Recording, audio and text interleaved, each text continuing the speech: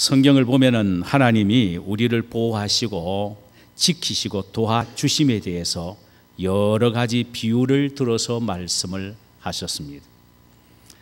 어느 때는 자신의 자존심을 생각하지 않습니다. 체면을 생각하지 않으신 채 어쩌면 이렇게까지 자신이 깨어지고 부서지면서까지도 망가지면서까지도 우리에게 자신을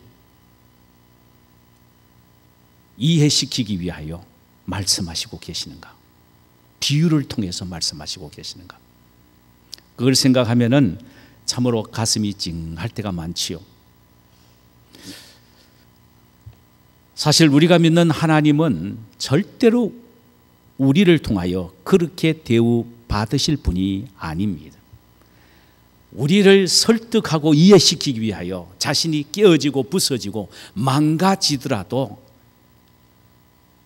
이해할 수 없는 비유를 통하여 우리에게 말씀하실 그런 존재가 아닙니다. 그분은 그 자체가 위대하고 존귀하시고 권위가 있으시고 위엄이 크신 분이십니다.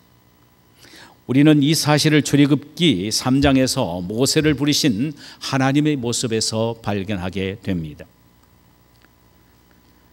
호렙산 기슭에서 양을 치던 모세에게 나타나신 하나님이 모세야, 내가 애굽의 압제 속에서 고통당하는 이스라엘 백성들의 모습을 보았고 그들의 음성 소리를 내가 들었다. 이제 내가 너를 애굽 왕 바로에게 보내리니 너는 가서 내 백성을 그들의 구속의 고통 속에서 그들을 속박에서 구해내라. 이렇게 말씀을 하셨습니다. 모세는 너무나도 당황해서 하나님 앞에 묻습니다. 하나님, 만일 제가 가서 이스라엘 자손들에게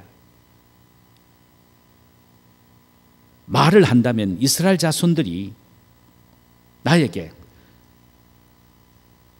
도대체 너에게 말씀하신 그분이 누구냐고 묻는다면 내가 도대체 뭐라고 대답하겠습니까? 내가 가서 그들에게 말해도 그들이 내 말을 듣지 않을 것입니다. 그러니 하나님, 그들이 네게 보낸 분이 이름이 뭐냐고 물으면은 내가 말 못하겠습니다. 뭐라고 말할까요? 하나님이 말씀하셨어요. 그래, 그들에게 말하기를 하나님 그분은 스스로 계시는 자다. 스스로 있는 자가 보내셨다. 이렇게 말하라는 것입니다. 하나님은 모세에게 자신을 스스로 있는 자라고 소개를 하셨습니다. 영어 성경에는 I'm that I am입니다. 나는 나다. 나는 나다. 내 자신에 대해서 구구이 설명하고 이해시킬 필요가 없는 절대자다. 원래 존재하는 분이다. 그 무엇에 의하여 존재되어진 것이 아니라 스스로 존재하는 분이다. 나는 만물의 시작이요 끝이다. 바로 이 하나님이 너희들에게 복 주시기 위하여 나를 보내셨다. 그런데 놀라운 것은 이 거룩하신 하나님, 위대하고 존귀한 하나님이 우리에게 복 주시기 위하여 우리가 이해하지 못하고 깨닫지 못하니까 이 세상에 참 비교할 수 없는 사람들을 예를 들어서 비교하면서 당신을 설명하시고, 사람뿐만 아니라 심지어 짐승까지 비유하시면서 자신을 설명하고 계신다는 사실이죠. 왜요? 우리에게 복 주시고 우리에게 은혜 주시기 위해서입니다. 이를테면 하나님은 우리를 모든 악의 세력과 위험에서 보호하시고 지키시는 분이심을 우리 마음속에 확신시키기 위하여 당신이 친히 초라한 옷을 입고 양손에 막대기와 지팡이를 들고 있는 목자의 모습을 비유하기도 하셨습니다.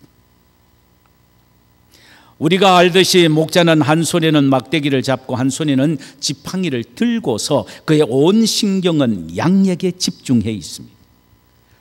혹시 양의 뿔이 가시덤불에 걸리게 되면 가지고 있는 지팡이로 끌어내기도 하고, 어느 때는 낭떠러지에 떨어질 경우 가지고 있던 지팡이로 양의 겨드랑이에다가 넣어서 그대로 끌어올려 구출하기도 합니다.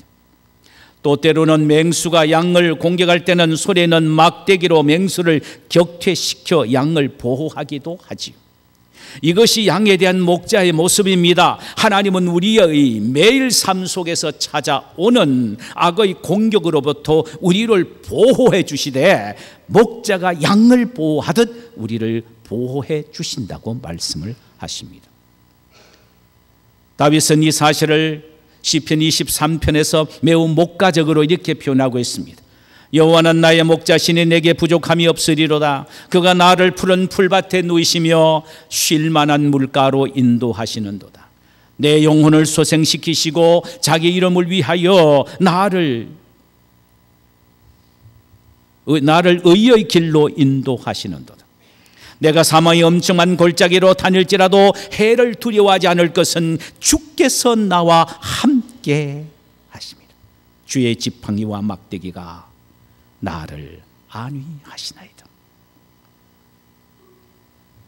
하나님은 목자의 비유를 통하여 오늘날 저와 여러분에게 말씀하시고 다가오고 계십니다.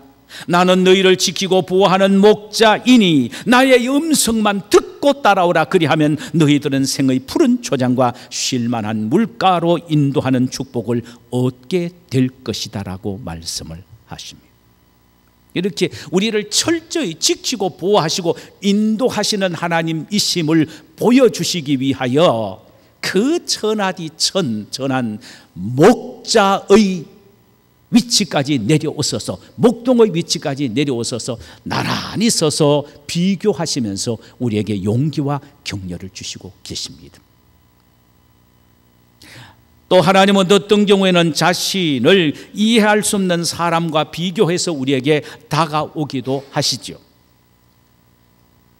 예를 들면은 마태복음 7장 7절에서 11절 사이에 보면은 악한 아버지와 자신을 비교하기도 하십니다.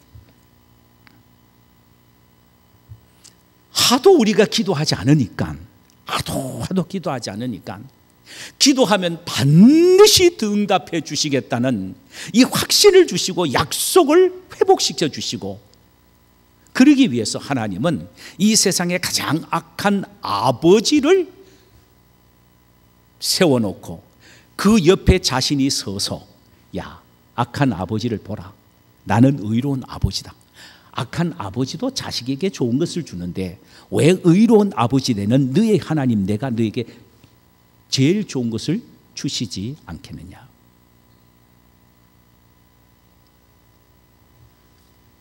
그랬으면서 이렇게 말씀을 하셨어요. 구하라 그러면 너에게 주실 것이요, 찾아라 그러면 찾아낼 것이요, 문을 두드리라 그러면 너에게 열릴 것이니 구하는 이마다 받을 것이요, 찾는 이가 찾아낼 것이요, 두드리는 이에게 열릴 것이라. 너희 중에 누가 아들이 떡을 달라 하는데 돌을 주며 생선을 달라는데 뱀을 줄 사람이 있겠느냐. 너희가 악한 자라도, 악한 아버지라 할지라도 좋은 것으로 자식에게 줄 알거든 하물며 하늘에 계신 너희 아버지께서 구하는 자에게 좋은 것으로 주시지 않겠느냐.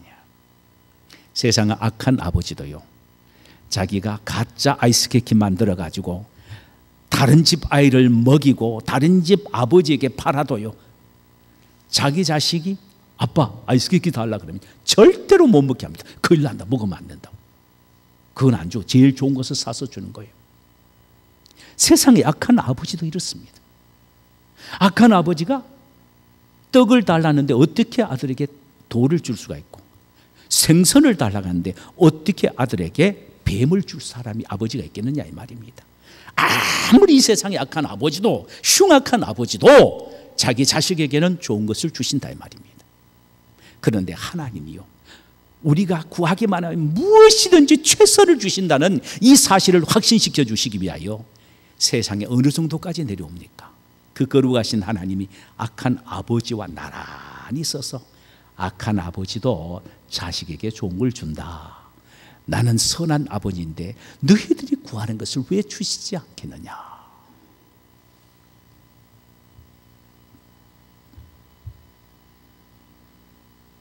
사랑하는 여러분,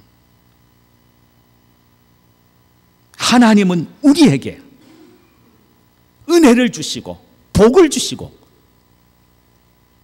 은총을 주신다는 사실을 확실히 우리 마음속에 새기도록 하기 위하여 세상에 악한 아버지뿐만 아니라 천한 목자의 위치까지 내려오셔서 그 목자와 비교하시고 악한 아버지가 비교하셔서 자신이 우리를 얼마만큼 사랑하시고 도와주시고 인도하시고 응답해 주신다는 사실을 보여주시고 계십니다. 자, 이제 오늘 본문에서 우리는 하나님은 사람이 아니라 자신을 병아리를 품고 있는 암탉과 비교해서 우리에게 향한 보호와 사랑을 표현하시고 계신다는 사실입니다. 12절 보면은 여호와께서 내가 행한 일에 보답하시기를 원하며 이스라엘 하나님 여호와께서 그의 날개 아래에 보호를 받으러 온 내게 온전한 상 주시기를 원하노라 하는지라. 이는 보아스가 룻에게 한 축복의 선언입니다. 우리는 이 내용을 보면 종종 옛날 경험했던 시골 풍경이 추억되기도 합니다. 여러 마리의 병아리들을 몰고 다니는 어미 암탉이 갑자기 처마 밑으로 병아리들을 이끌어 가서는 날개를 쫙 펴서 그 병아리를 완전히 감싸버립니다. 그 이유는 공중에서 매가 병아리를 노리고 있기 때문입니다.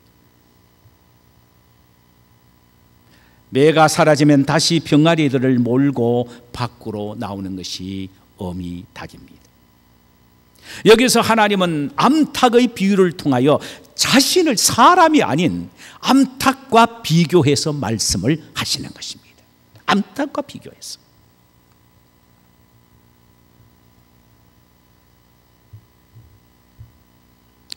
병아리들이 어미닭의 품으로 모여들 때 어미의 품은 넓은 품에 의하여 사나운 매의 공격으로부터 병아리가 보호를 받듯 그리스도인들 하나님의 자녀들은 하나님 앞으로 그 날개 품으로 찾아오기만 한다면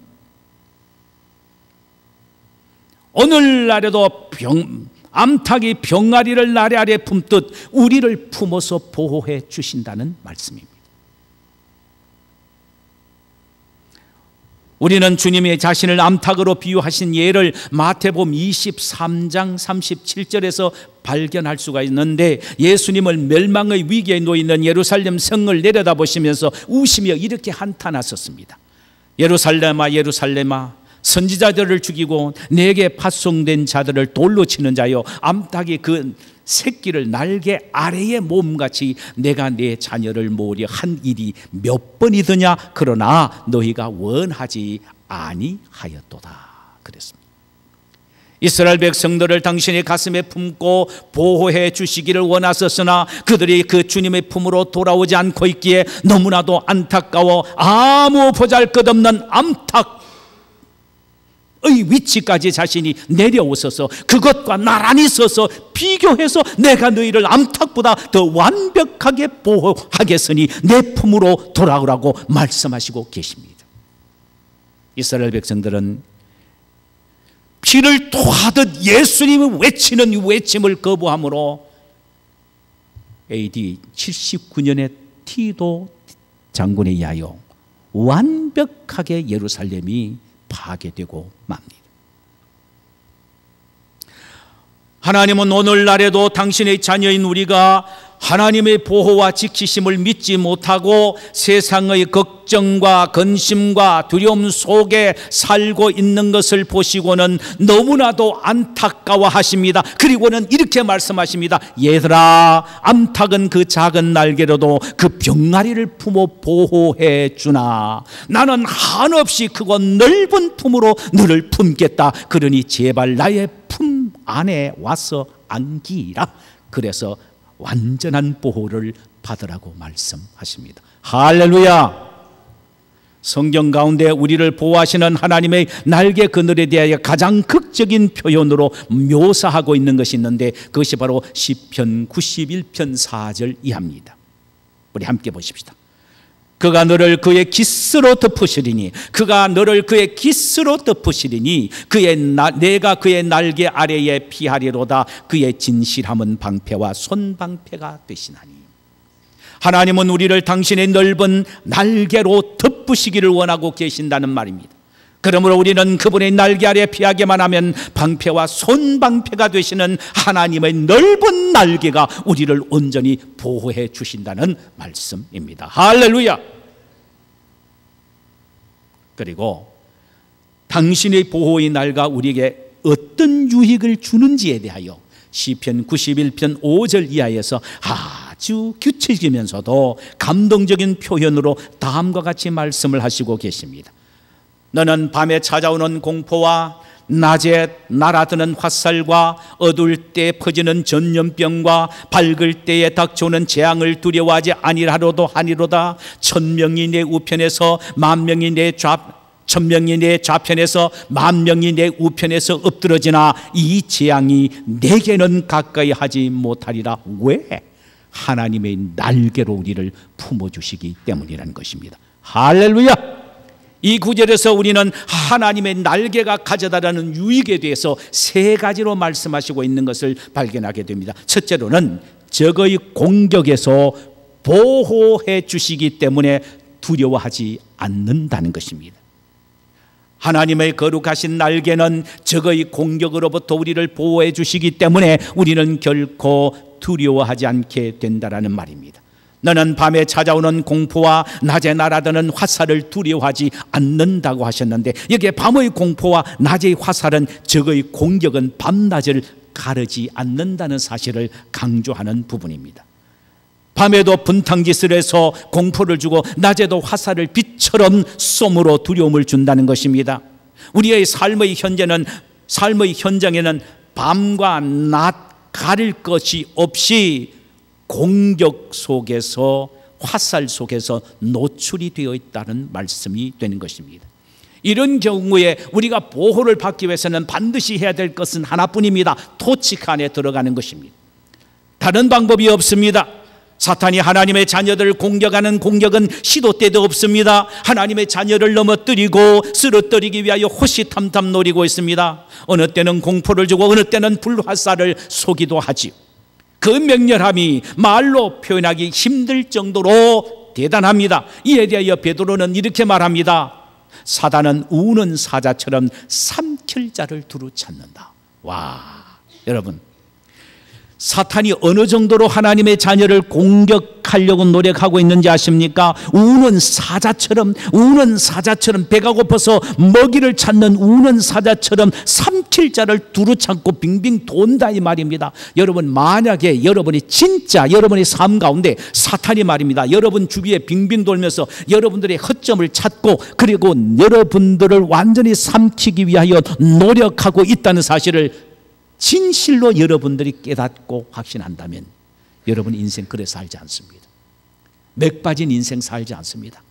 영적으로 누수한 상태에 살지 않습니다. 정신을 바짝 차려 살게 될 것입니다.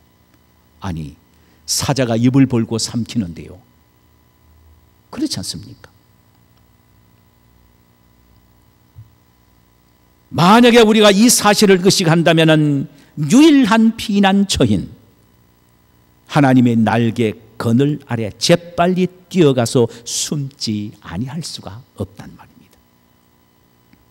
하나님의 날개 안은 모든 세상적인 공포와 사단의 공격에서 우리를 보호하시기에 결코 두려움이 없는 안전한 포구가 되기 때문입니다. 할렐루야.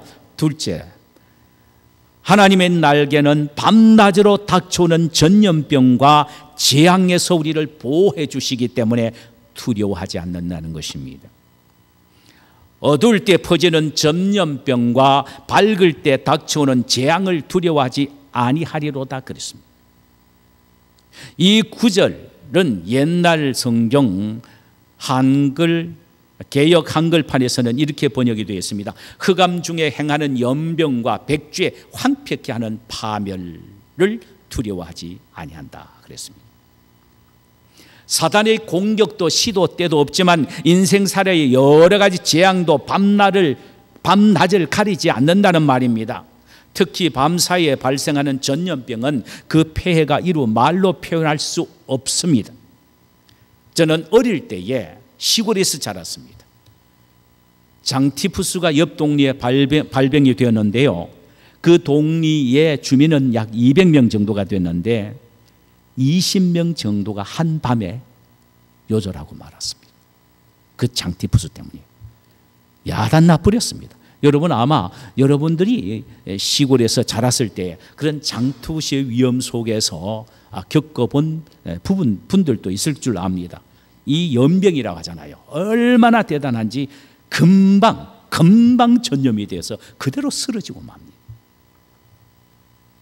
오늘날에도 질병은 모든 인간들을 공포의 도가니로 몰아넣습니다. 모르는 원인도 모르고 이름도 모르는 병들이 얼마나 많은지 모릅니다. 그래서 많은 사람들이 질병의 두려움 앞에 벌벌 떨고 있습니다.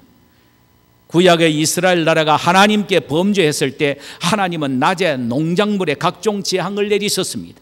하루가 지나면 메뚜기가 먹어버리고 그 다음 날에는 메뚜기가 먹다가 남긴 것은 넛이 먹고 맙니다. 우리는 밤의 전염병과 낮의 재앙이라는 말씀을 보면 그 폐해가 얼마나 밤낮으로 일어났는지 그 엄청남을 우리로 하여금 상상하게 만드는 것입니다. 그런데 이런 두려움 속에서 우리를 자유케 하며 보호해 주시는 안전한 포구가 있습니다. 그게 뭔지 아세요? 주님의 품입니다. 주님의 날개입니다. 사랑하는 여러분, 이 말씀은 오늘날에도 살아계시며 역사하시는 하나님의 말씀이심을 믿으시기를 주님의 이름으로 축원합니다. 우리가 이 말씀을 믿고 주님의 품 안에 머무는 한은 반드시 흑암 중의 연병과 백주의 황폐케 하는 파멸 가운데서도 보호를 받게 되며 우리는 결코 두려움 없이 이 세상을 살아가게 될 줄 믿습니다. 할렐루야. 셋째는, 하나님의 날개는 인생의 모든 재앙이 아예 접근하지 못하게 만드신다는 사실입니다. 7절을 시편 91편 7절에 보면 이런 말씀이 기록이 되어 있습니다. 1000명이 내 왼쪽에서 10,000명이 내 오른쪽에서 엎드려지나 이 재앙이 내게 가까이 하지는 못하리로다. 1000명이 내 좌편에서 10,000명이 내 우편에서 엎드려지게 하는 치명적인 재앙이라고 하더라도 하나님의 날개 그늘 아래 있는 한은 그 어떤 재앙도 접근하지 못하게 하겠다는 말씀입니다. 우리는 하나님이 이스라엘 백성들에게 이런 특별한 보호를 베푸신 역사적인 사건을 출애굽서를 통해서 발견할 수가 있습니다. 출애굽기 11장에 보면은 하나님이 바로와 애굽 땅에 내린 10가지 재앙 중 그 10번째 재앙이 소개되고 있습니다. 이 재앙 가운데서 모든 애굽인들의 장자뿐만 아니라 짐승의 첫 새끼까지 다 죽게 됩니다. 심지어 바로의 맏아들까지 죽게 됩니다. 그러나 이스라엘 백성들의 장자는 물론 짐승의 첫 새끼까지도 하나도 상함을 받지 않았습니다. 말씀 그대로 천인이 이스라엘 백성들 좌편에서 만인이 이스라엘 백성들 우편에서 엎드려져도 그 재앙이 이스라엘 백성에게는 미치지 아니했다는 말씀입니다. 그 이유가 무엇입니까? 양의 피가 이스라엘 백성들의 집의 문설주에 발라졌기 때문입니다. 그 뚝뚝 떨어지는 피를 바라보고 장자를 치던 재앙이 어린 양의 피를 보고 말이에요, 이스라엘 백성들의 집에는 접근하지 못하고 패스 오버, 유월 넘어갔다 이 말입니다. 접근하지 못하고 넘어가게 된 것입니다. 여기에서 말하는 이스라엘 백성들의 집의 문설주에 발랐던 양의 피는 갈보리 산상에서 우리를 위하여 흘리신 예수 그리스도의 피를 상징합니다. 그런 면에서 보면 말이에요, 예수님은 완전한 하나님의 날개라고 말할 수가 있습니다. 그러므로 누구든지 예수 그리스도 안에 들어오기만 하면은 완벽한 보호를 받게 되는 것입니다. 할렐루야! 여러분, 우리 모두는 하나님의 넓은 날개이신 예수 그리스도 안에 있어야 합니다. 그리스도 안에 있으면 그 어떤 재앙도 우리에게 가까이 하지 못한다는 사실을 우리 모두는 잊지 말아야 합니다. 기억하십시다. 하나님은 당신의 날개 그늘 아래 찾아온 룻에게만 온전한 보호의 상을 약속한 것이 아닙니다. 오늘날에도 하나님의 날개 그늘이 되시는 예수 그리스도 안에 들어오기만 하면 우리에게도 넘치는 보호의 상을 주신다는 사실을 우리 모두가 믿어야 될 줄 믿습니다. 사랑하는 여러분, 하나님은 당신의 날개로 우리를 안고 이토록 철저히 보호해 주시고 지켜주신다는 이 약속의 말씀을 우리가 듣는다면, 이 말씀을 듣는다면은 지금 여러분의 마음이 어떠한 느낌이 드십니까? 이 주님의 음성에 여러분의 마음에 얼마나 확신이 생기십니까? 한 귀로 듣고 흘려버려서는 안 됩니다. 천인이 내 곁에서 만인이 내 우편에서 엎드러져도 이 재앙은 내게는 가까이 하지 못하리라는 이 주님의 약속의 말씀에 얼마나 아멘으로 받아들입니까? 이 말씀 앞에 얼마나 확신하십니까? 주님의 날개 그늘만큼 완전한 피난처도 없고, 주님의 날개 그늘만큼 영원한 곳도 없고, 주님의 날개 그늘만큼 평안한 곳도 없고, 주님의 날개 그늘만큼 온전한 안식처도 없습니다. 그래서 이런 찬송이 있지 않습니까? 주 날개에 평안하다 그 사랑 끈을 잡으며, 주 날개에 내 쉬는 영혼 영원히 거기서